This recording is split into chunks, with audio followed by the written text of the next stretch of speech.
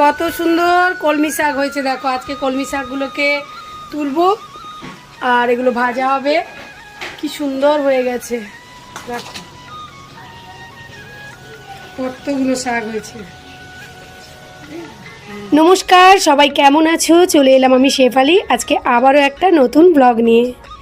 যদিও এই ভিডিওটা অনেক দিনের পুরনো, তখন ছিল শীতকাল, ফেব্রুয়ারি মাস। তো ভিডিওটা অনেক দিন আগেই শ্যুট করে রেখেছিলাম, কিন্তু তোমাদের সঙ্গে শেয়ার করব বলে করা হয়ে ওঠেনি। শীতের সময় বোতলগুলোকে কেটে মাটি দিয়ে কলমি শাকের বীজ ছড়িয়ে দিয়েছিলাম, আর সেই ভিডিওটা তোমাদের সঙ্গে শেয়ারও করেছিলাম।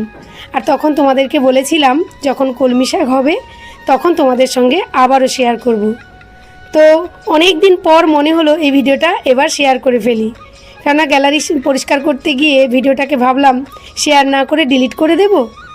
তো সত্যি কথা বলতে কি, গাছ লাগাতে আমার ভীষণই ভালো লাগে। আর কম হোক বেশি হোক, নিজের হাতে যে কোনো সবজির গাছ হোক, ফুলের গাছ হোক, ফলের গাছ হোক লাগালে তারপর যখন ফুল ফল সবজি হয় তখন দেখতে ভারী সুন্দর লাগে।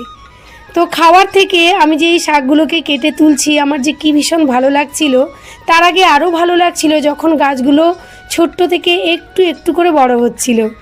তো যার নাম করেই আমি গাছগুলোকে রোপণ করেছিলাম, তো তাকেই প্রথমে এই শাকগুলোকে ভেজে দেব। তো আমার হাজব্যান্ড কলমি শাকের ভাজা খেতে ভীষণই ভালোবাসে। তো আমরা বেড়াতে গিয়েছিলাম এপ্রিল মাসের 2 তারিখে, তার আগেই আমি শাকগুলোকে কেটে নিয়েছিলাম।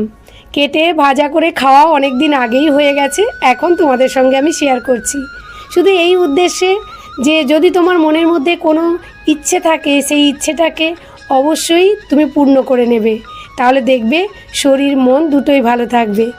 তো গাছ লাগালে মন তো এমনিতেই ভালো থাকে। আর ব্যালকনি বাগান দেখতে আশা করি প্রত্যেকেরই ভালো লাগে। ছোট্ট খাট্টো হাতের কাছে যা গাছ পাবে সেটা দিয়েই আমাদের বাড়িটাকে যদি আমরা সাজিয়ে ফেলি, সত্যি মনটা খুব ভালো লাগে। কারা কারা গাছ লাগাতে ভালোবাসো বা ব্যালকনি বাগান সাজাতে ভালোবাসো অবশ্যই কমেন্ট করে জানাবে। আর আজকের ভিডিওটি কেমন লাগলো সেটাও জানিও। আর তোমরা যদি ব্যালকনি বাগান তৈরি করে থাকো অবশ্যই কমেন্ট বক্সে একটা করে ফটো দিও, আমি তোমাদের ফটোগুলোকে তুলে ধরার চেষ্টা করব। তো আজকের মতো এখানেই টাটা, দেখা হচ্ছে নেক্সট ভিডিওতে। সবাই ভালো থেকো, সুস্থ থেকো।